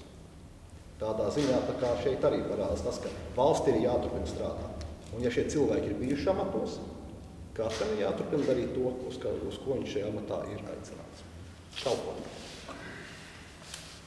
Varbūt pieskarsimies vēl mazliet tam motīvam, kas šeit jau izskanēja vairāk kārt. Kāda bija šo cilvēku individuālā situācija, liekot savu parakstu zem šāda dokumenta? Publiski visnotaļ ir izlasāms Austrumzemju ministra Rozenberga. Šķiet, tas ir protokols no kādas sanāksmes, kurā viņš tā sacīt pasaka, tobrīd laikam tas ir Dankers, ja atmiņa mani nevīļ, un kurš vēl no latviešu pašpārvaldes pārstāvjiem, kas pie viņa tur ir ieradušies, viņš pasaka, ka citos Reichskomisariātos par šito var arī pielikt pie sienas. Mēs ar jums tā ļoti pieklājīgi, bet Čakste jau ir arestēts, tad pārējie arī, ziniet, tā sacīt, kas tur var sanākt. Kas ir zināms par to, cik tas priekšstats par to, cik šie cilvēki apzinājās risku, kā viņi paši uz to raudzījās, ir kādas atmiņas par to saglabājušās priekšstati? Jā, ir. Te droši vien mana bijusī kolēģi Ieva Kvāle, kur sarakstīja šīs biogrāfijas, viņi vairāk varēs, varbūt pēc tam varētu pakomentēt, bet jā, ir vairāki šie parakstītāji ir tiešām pēc tam izteikušies par to, ka īstenībā pat ne viņi, bet viens no parakstu vācējiem, tāds students Žanis Epners, kurš ir bijis pie vairākiem parakstītājiem devies pēc paraksta. Un viens no viņiem ir izteicies, ka ja jau kārs, tad kārs mūs visus. Viņš ir tādu tā kā, var teikt, tāds ir liktenis, pienācis. Ka bariņā nebūs tik iespēja. Bariņā būs jautrāk, kā saka, bet vispār, cik zināms, tad daļa tiešām atteicās parakstīties. Tas pats arī Bruno Kalniņš, piemēram, kas īstenībā pat Latvijas centrālā padomē ieņēma diezgan augstu amatu, bet viņš tomēr atteicās tur likt savu parakstu. Bet par citiem runājot, Vācu okupācijas laikā, ja nemaldos, 6 no Latvijas centrālās padomes pārstāvjiem tika arestēti. Teiksim, Igaunijā tas bija krietni sāpīgāk. Igaunijā, ja nemaldos, ap 100 šie pretošanās kustības, viņu analogās, teiksim, organizācijas dalībnieki tika arestēti. Latvijā, teiksim, tikai tie paši galvenie. Cik zināms, tad Vācu okupācijas laikā arī neviens no tiem, tādiem parastajiem parakstītājiem, kas neieņēma kādus lielākus amatus LCP, netika arestēti. Tie tika arestēti, piemēram, padomju okupācijas gados, apmēram 10 no viņiem. Tā kā, jā, tas bija, es domāju, lielākā daļa visticamāk liekot šo parakstu, viņi apzinājās, ka kaut kas var sekot, bet, jāsaka, teiksim, paveicās, ka cieta tik maz, teiksim, tulītēji. Jā, var jau arī Lietuvas piemēru piesaukt, kas nav šādā kontekstā, bet neveiksmīgais Vācu okupācijas varas mēģinājums izveidot arī lietuviešu leģionu pēc Latvijas un Igaunijas un parauga un lietuviešu elites nesadarbošanās. Šķiet, ka tur bija 20 nāves spriedumi, ja atmiņ man nevien. Tātad, mēs droši vien varam tomēr teikt, ka apzīmējums varonība šeit zināmā mērā ir vietā. Jā.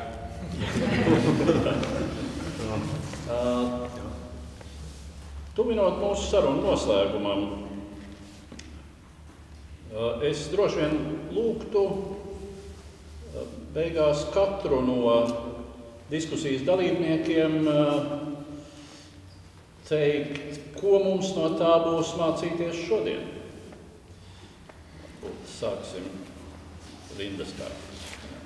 Jā, man liekas, tas, ko jūs tagad jautājāt, varonību, tā vienmēr noderēs.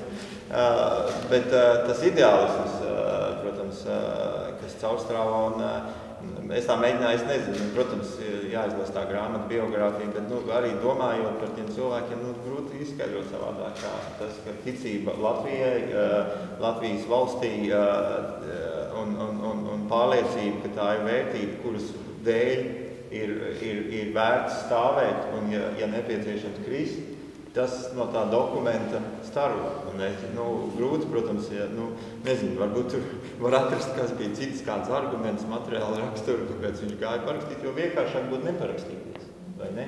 Kam tad? Jo nekāds labums jau tev amatus neko tev nesola, kurš tur var solīt kādu amatu vai ko. Tas vienkārši bija misijas un sirdsbalsas aicinājums par Latviju. Un tas nav maz. Tas nav maz, ko ņemt šodienai.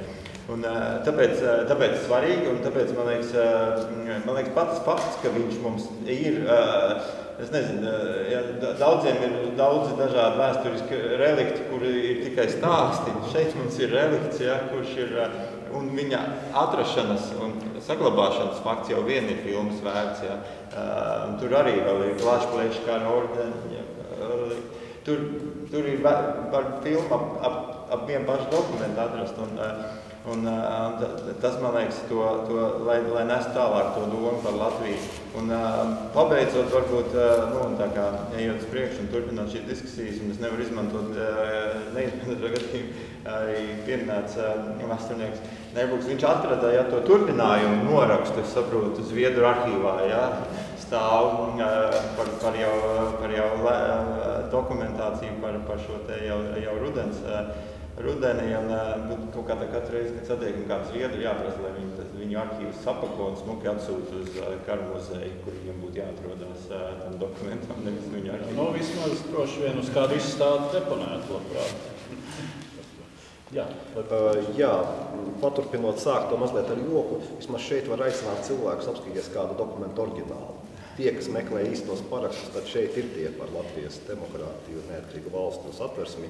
Bet nopietnāk divas lietas. Viena lieta, šis dokuments centrālā padome, bēgļu procesi, cīņas, diskusijas par nākotni, nometnēs, trimdā, arī sūtņu iesaiste, parāda, ka valsts, lai arī bija okupēta, viņa nebija virtuāla. Tas process bija pietiekami dzīvīgs, kaut vai, piemēram, latgaliešu diskusijas, kas vēl atsevišķa daļa.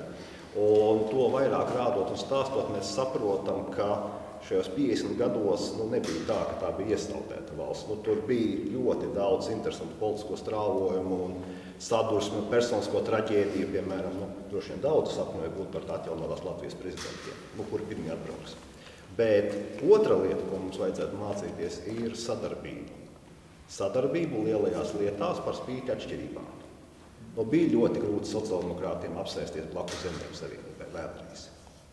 Bet ir lietas, kuru dēļ tas ir jādara. Un tā ir lieta, man šķiet, ko mēs varam mācīties no centrālās padomes. Varbūt 3 īsi punkti no manas puses. Pirmais, ka labām idejām ir vajadzīgs īstenošanas mehānisms un apņēmība viņas īstenot. Tas tā nav, ka mums būs lieliskas idejas, un tad kā cits ar savām asinīm viņas īstenos mūsu labā, lai mums labi klātos. Pirmā lieta. Otrais par varonību. Varonībai arī jābūt konsekventai. Mirkļu varonība ir viena lieta, bet tad jautājums, lai palikt uz savas zemes un cīnīties. Tā braukšana lielā skaitā laivās uz Zviedriju un Vāciju. Tā bišķi man atstāja jautājumu zīmi, cik tālu tā varonība gāja. Un pēdējais jautājums īstenībā ir lielāks, ja mēs meklējam šo ideālo risinājumu pagātnē. Un tagad daudz kolēģi, vēsturnieki, žurnālisti uzskata, ka tikai centrālā padome bija vienīgais labais un pārējais bija kolaborācija. Tā mēs te varam atrisināt, noteiksim, arī šodienas pasākumu nosaukumu. Ja mēs spriestu, un daudz šeit vairāk cilvēku pieminēja barikādes nākotnes periodu, un tāpēc tā paralēli arī īsti vietām, manuprāt. Ja mēs šādu pašu pieeju attiecināsim uz 80. gadu beigu norisēm, tad mums būs jāpiekrīt tiem cilvēkiem, ka pilsoņu kongress bija vienīga labā lieta. Tas pārējais bija, zināt, tāda kolaborācija īstenībā, klibnošanas abām kājām. Bet mēs zinām, ka pilsoņu kongresam bija labas idejas, bet nebija īstenošanas mehānismi. Un tāpēc bija tā rezultāti, cik labs viņš cik labs kuram lai viņš liktos. Mēs nonācām šajā neperfektajā ceļā, kur tika kombinēt daudz dažādu faktoru, dažādi spēki, un nebija tā, ka bija viens labais, konsekventais, pareizais, un pārējiem nekas. Es domāju, ka ļoti būtisks aspekts ir tas, ka tur ir šie 188 paraksti, ne jau 10, 20, 30 vai 40, bet 188. Un ļoti iespējams arī tas, ka katrs nākamais, kurš parakstīja, iespējams, ka visgrūtāk arī bija tiem pirmajiem, kas to darīja. Jo redzot, ka neviens vēl nav parakstījis, tu reāli 44. gadā riskē ar savu dzīvi. Un es domāju, ka noteikti, ka tie pirmie paraksti var būt pat paši svarīgākie, protams, ņemot vērā arī visus pārējos. Un otrs ir tas, ka tas jau nav, teiksim, tāds ne tikai tāds vienkāršs dokuments, bet arī tas ir tāds ļoti traģisks vēstures laika posms, un šie cilvēki reāli apzinājās, es domāju, kaut kādā ziņā, ko viņi dara, jo garantijas, ka šis dokuments nonāks viņpus, teiksim, vai okeāna, vai demokrātiskajās Eiropas valstīs jau nebija, un ka viņš reāli kaut ko arī dos. Līdz ar to es domāju, ka tas vēl vairāk kā saka, dot to pievienoto vērtību šim dokumentam, jo reāli nebija nekādas garantijas, bet šie cilvēki tik un tā to darīja, un līdz ar to es domāju, ka tas ir viens no būtiskiem aspektiem, ne tikai politiskais un vispārējais, bet arī tīri simboliski, kā arī neskatoties uz šiem okupācijas gadiem, bija cilvēki, kas joprojām bija gatavi riskēt un cīnīties principā bezcerīgā situācijā. Jā, varētu piebilst, ka droši vien, ja mēs domājam par pirmajiem parakstītājiem, tad viņus, es tā pieļauju, māca arī bailes par to, ka viņi paraksta, tur paliks arī pēdējie. Kā būs maz to, kas būs gatavi sekot. Nu, par laimi tā tas neizrādījās, protams. Tas saraksts ir pietiekami zolīts. Jā, man laikam jāsaka, ka viss jau gandrīz jau ir pateikts galvenais. Jāsaka, to, ko es varu piebilst, ka mums šie visi stāsti būtu vairāk ar šādiem pasākumiem, ar izdevumiem, iespējams ar filmu, būtu vēl vairāk jāstāsta sabiedrībai par to, ka tādi cilvēki bija. Noteikti, es domāju, ka varbūt ne tikai ne vienīgi centrālajai padomei, bet visai pretošanās kustībai, teiksim, nevardarbībai, pretošanās kustībai būtu vajadzīgs savs piemineklis, kas jau idejas jau virmo jau vairāk nekā 20 gadus par to visu, kas vēl nav rezultējies. Es domāju, ka vienkārši tā sabiedrības apziņā vajadzētu šos stāstus vēl vairāk stāstīt nekā tas šobrīd. Un es domāju, protams, ka tur ir iedziļināšanās. Šī visa pretošanās kustība kā tāda ir diezgan grūti tā uzreiz uztverama. Tur vajag to lupu, to dziļu lupu, ja, katram sabiedrības loceklim, bet es domāju, ka ja tās lietas tiks stāstītas, tad arvien vairāk arī cilvēki par to uzzinās un sapratīs šīs vērtības, kas tomēr ir centrā tajā valstī, kas mūs viņu notur. Jā. Es tikai gribēju piebilst, ka mēs runājam par tiem stāstiem, bet es domāju, ka vēl īpaši būtu neaizmirst arī tos, kas darbojās centrālajā padomē, bet neparakstīja memorandu. Jo viņu devums nevar būt mazāks. Ja mēs salīdzinām, vai tavs paraksts ir vai nav uz dokumenta, es domāju, ka tas varbūt tajā konkrētajā brīdī varbūt nav, viņu nevar tā izsvērt. Jā, darbojoties risks droši vien bija lielāks. Piedod, ja es vēlreiz tā kā laužos, man liekas, es jau to teicu, tā praktiskā ideālisma briedums, tā vajadzīga tā praktiskā politika, nepietiek tikai ideāli, un tas ir svarīgi arī, ka tas ir jāņem līdzi, ka nevar tikai ideja būt, jābūt viņas ir. Un kāpēc to gribu tagad teikt, ir vienkārši refleksija uz to iepriekš, ka mēs runājam par to visu juridiski, un vēstnieks šitā, un vēstnieks tā, un tur vērtē to papīru. Un tajā pašā laikā, Šāls de Gauls, viņš tur gludi nebija, kā viņš kļuva par franču līderi, un iesoļoja Parīzē, praktiski rīkojās, un tas ir... Divas reizes, varētu teikt, iesoļoja Parīzē kā franču līderis, un abas reizes nebija gludi. Abas reizes sekmīgi. Bet abas reizes sekmīgi. Un es gribētu piebilst, akcentēt vēlreiz domu, kas šeit jau izskanēja vairāk kārt, ka elitei ir pienākums pret sabiedrību, kuras elite tā ir pret nāciju. Šis ir spilgts piemērs, kā elite arī ļoti grūtos un varbūt bezcerīgos apstākļos no daža viedokļa savu pienākumu pilda. Un tas ir arī viena no mācībām, ko tas mums dod šodienai. Elitei ir jābūt sabiedrību vadošajam un veidojošajam faktoram. Mums ir vēl iespēja, cik no mūsu spēka to ļauj, arī no auditorijas uzklausīt jautājumus, replikas, viedokļus. Lūdzu, ja kāds vēlas ko bilst, lūdzu, Petersons kundze.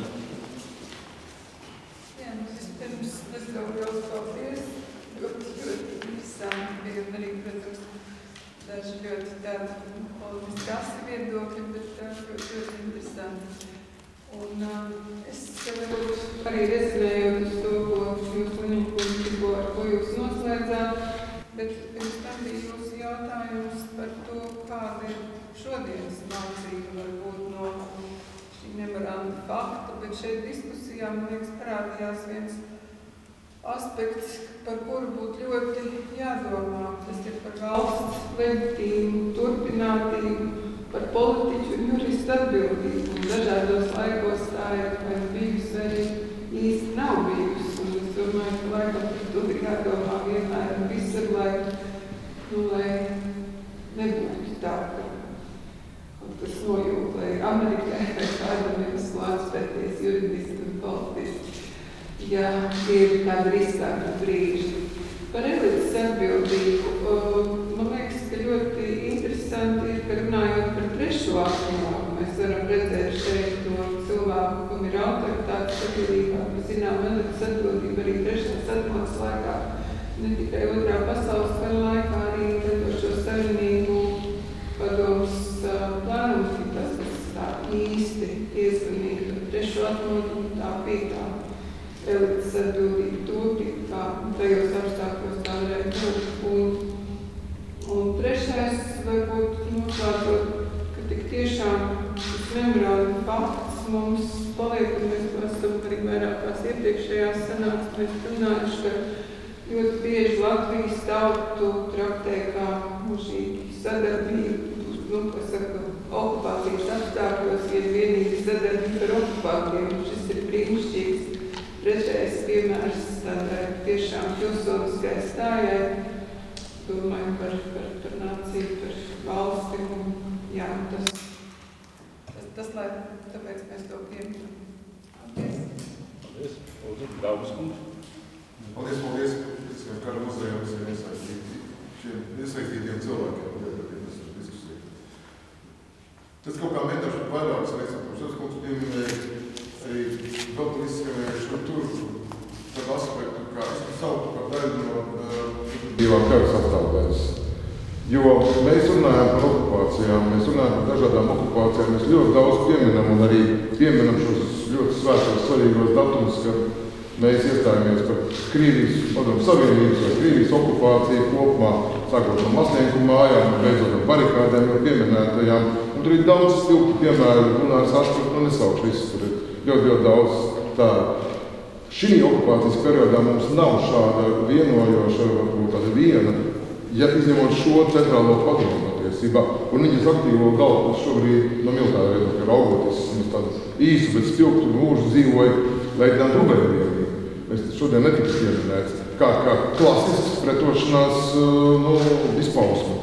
Un līdz ar to, tad es domāju, arī šī sadaļā gan mūsu pašu pilsoniskās sabiedrības veidošanas tāds piemērs, gan arī atbildēm, kas iztārēt ķeblīšas arī tiem, kas runā, jā, mēs ar vāciešiem esam tikai vienīgi sadarbojušies leģionu pēcskaitā, visi tie zināmie piemēri, un viss sliktais nāca tikai tur. Ne, mēs arī pret šo okupāciju esam cīnījušies, esam aktīvā formā to darījuši ar pietiekami ievērojumiem cilvēkiem, to pašu pieminēto eliti, tie nebija 188 skolnieku ar vienu ciematu iedzīvotāju, kas jau būtu daudz, bet varētu teikt nereflektē sabiedrību. Nē, šie pārstāvja visu sabiedrību no dažādiem slāņiem. Tā kā šis būtu tas mans, varbūt tāds pārdoms un papildinot nedaudz to kas šodien noderēs, es paņemt līdzi no arī skaitā šīs sarunas. Paldies. Jā, Ulds Neburs. Ulds Neburs, vēstures, Latvijas vēstures institūts. Priekšā vēlos pateikt Baltijas kara muzejam un UNESCO Latvijas Nacionālajā komitejai par šo šodienas pasākumu. Un tas ir svarīgs 18. gadījiem, un varbūt šo sakaru tāpēc, ka es atceros, ka savulaik šeit 21. gadā kara muzejā es tieši biju klāt, otrā pasaules vēstures nodaļa, kopā ar Janīnu Apoltiņu un ilgadīgā brāļa labākā Ilzīte Zeltiņa, Valtors Cindos, saņemšu memoranda oriģinālu, kas bija tiešām saviņojuši un nozīmīgi. Un vēlāk arī es esmu darbojies kā šīs UNESCO Nacionālās komitejas viens no ekspertiem, kad mēs lēmām par labu šī memoranda iekļaušanai, sigūšu šo statusu, ja tikai es domāju, tas ir tāds labas atmiņas. Mans jautājums ir pārdoms, varbūt atkal 11, tad par divām lietām gribēju izteikties. Ir labi, ka es nācu šo pasākumu ar domu, ka tiešām katra diskusija vairāk no zināšanas un veicina domāt, un pasties lietām savādāk, arī labot ar kļūdas. Un es gribēju gan arī Jurim Cigarovam, kā kāda muzeja zinātniskam direktoram jautāt, ka tiešām kādi jauni atklājumi notikuši kādā muzejā vai kur citur, jo par tiem 5000 bēgļiem, kas nonāca Zviedrijā, pateicoties Latvijas centrālajai padomē, un tas tā gluži nav. Par šo kādu pusi mēs varam runāt, mums jārunā par Zviedrijas C biroju, tad Zviedrijas izlūkdienestu, amerikāņu bēgļu palīdzības komiteju un Sūtņu Salmu un Zviedrijas Latviešu palīdzības komitejas to organizatorisko darbu. Un, protams, par to iesniegšanu migrantu amerikāņu vai britu valdībām. Nu, lai kā mēs to vēlētos, lai kā mēs mūsdienās paskatu. Mēs arhīvos, jā, mēs tiešām neesam atraduši tam pierādījumus. Sūtņi, kā jau te Gins Apals un citi izteicās bremzēja par šo procesu, jā. Mēs varam runāt par šī memoranda norakstu bez parakstītāju vārdiem nonākšanu Zviedrijas un Somijas valdību. Ja, bet te vispār nav informācijas, kas būtu sasnieguši, teiksim, vai ASV, valsts departamentu vai Lielbritānijas ārlietu ministriju vai, teiksim, kāds augstāks pārstāvniecības. Bet tās manas pārdomas, kas radās klausoties diskusiju, vairāk bija tādā virzienā, ka es dzirdēju tādu zināmu disonanci starp to, ko viņas sākumā teica Monikas kundze, Skrieveres kundze un arī Urim kungs runāja par drosmi, uzarīkstēšanos un nozīmīgumu un tā tālāk. Un Gins Apals pēc tam runāja par politiskās elites ielāgošanos situācijai, izdzīvošanai, kaut kādu vēlmi saglabāt kaut kādu ierobežotu autonomiju vai kaut kādu savas pozīcijas. Un tas no Gins tā īsti nesapratu līdz galam, vai to Gins gribēja teikt, kad Konstantins Čaks un citi tajā laikā neticēja Latvijas neatkarības idejai, vai viņus rūpēja tikai kaut kādas sociāla-ekonomiskās savas pozīcijas vai vēl kādu apsvērumu, jo īsti nenolasījās, ko to savu tēzi tagad gribēja pateikt. Pie šī paša, ja mēs runājam tādu zinām par disonanci, mums varētu runāt par šiem diviem jautājumiem, ko es gribēju komentēt.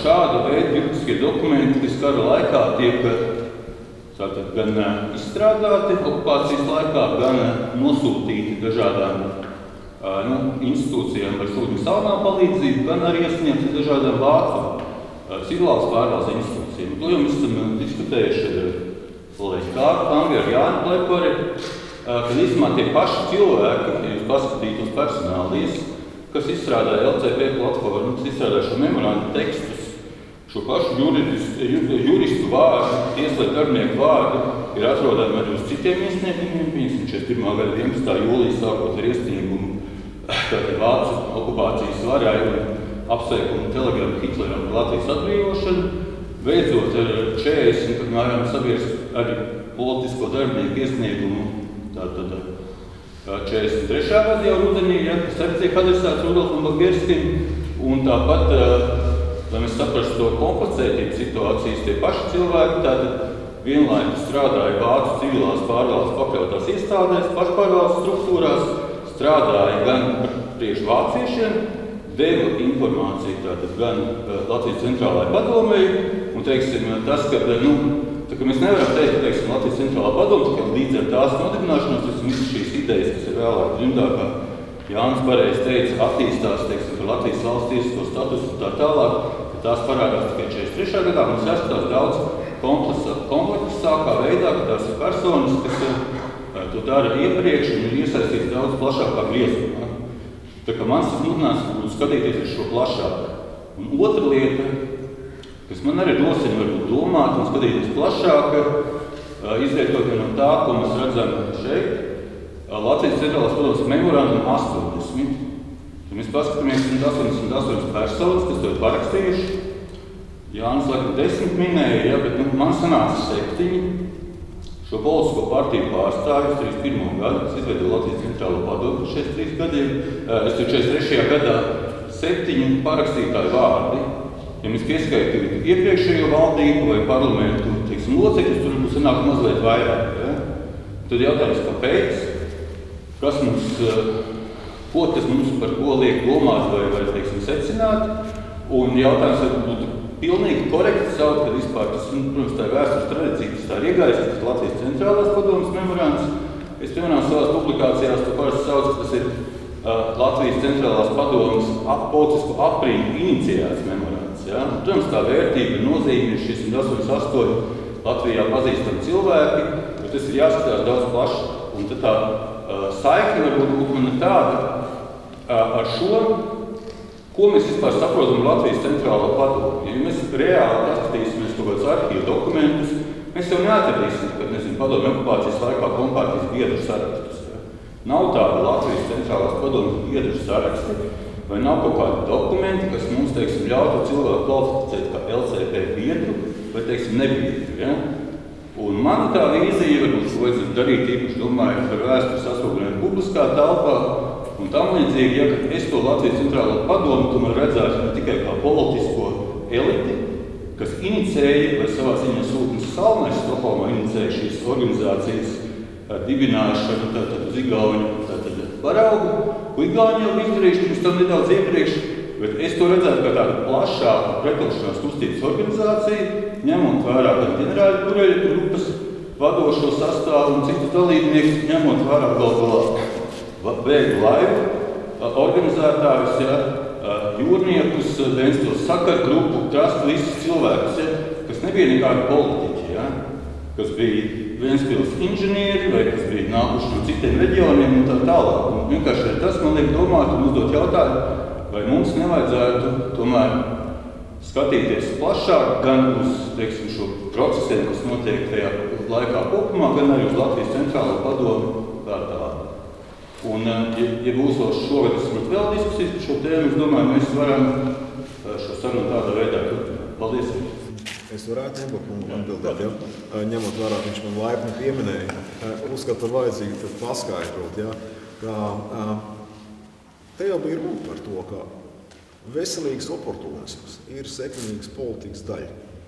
Un, ja mēs ejam cauri šīm valstiskuma idejām, viņu dinamikai, ja, attiecībos 40. gadu, demokrātiskā centra aprindām, čaksti, man līdzi ir šis te speciāli izdrukās, tāpēc šis te latviešu demokrātisko vēlētāju saraksta, ja, teiksim, platforma, un arī viņa memorands, kur viņi paskaidro to visu, un mēs varam pēc šīs sarunas konstatēt, tur nav runas, atvēršana tur nav minēta, atskaits punkts, tur 39. gada 5. oktobra līgums un viņa padziļināšana, un tur nav arī runās par kaut ko citu, ja.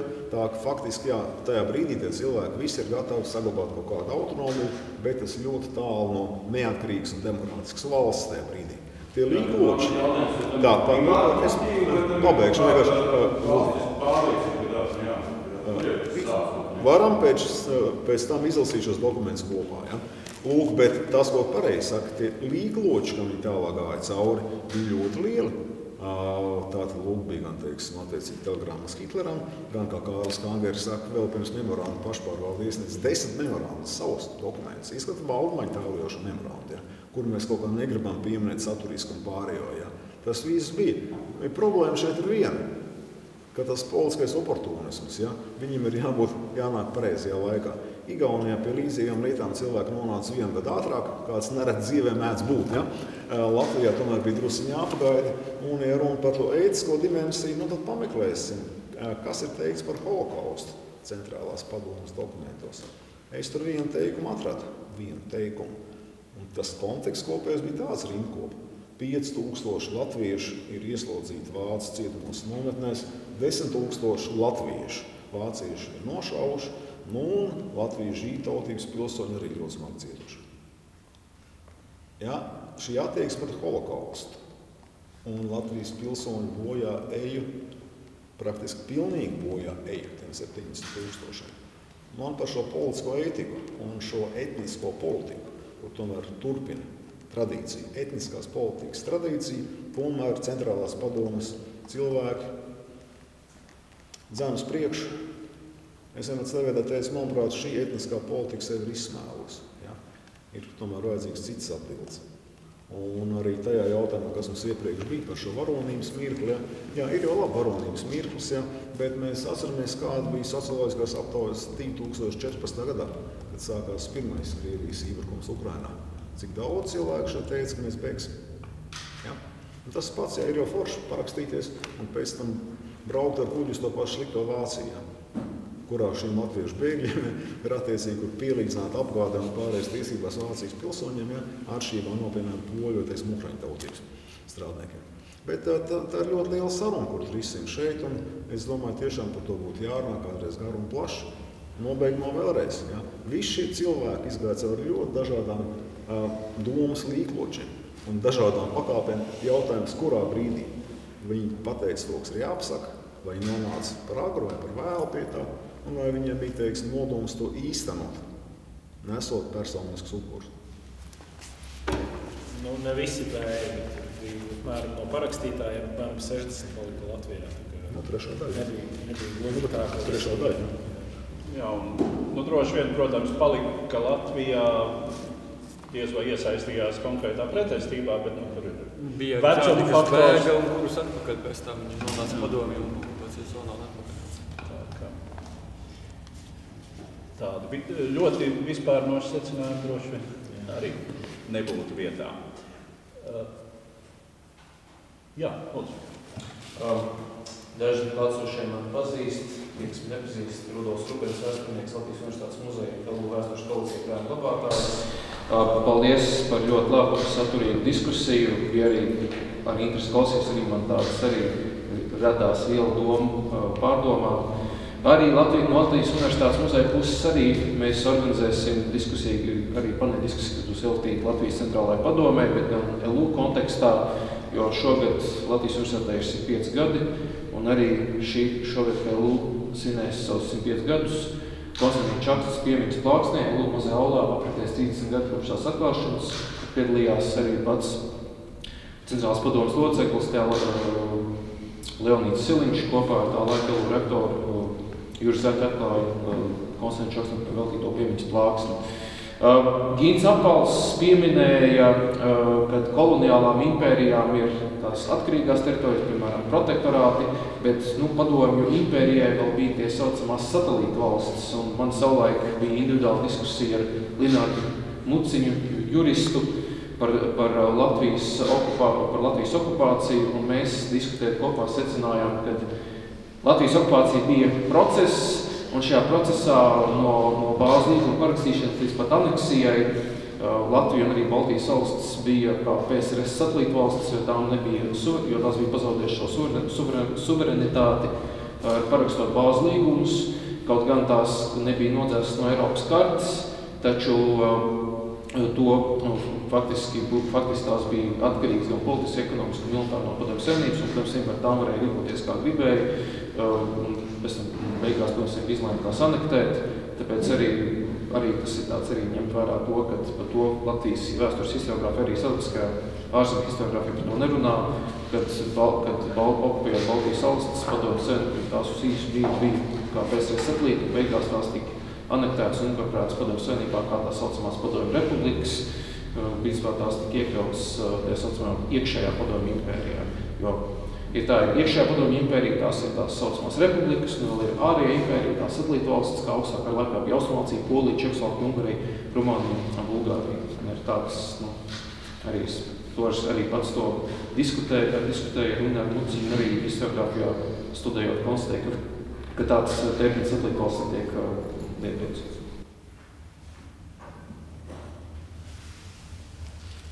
Vēl kādi viedokļi, jautājumi?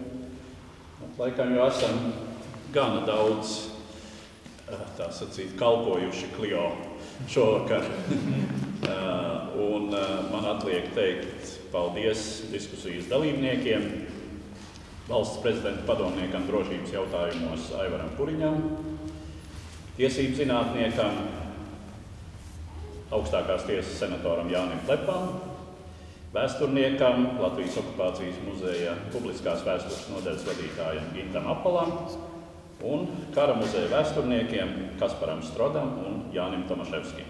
Paldies un paldies jums par uzmanību!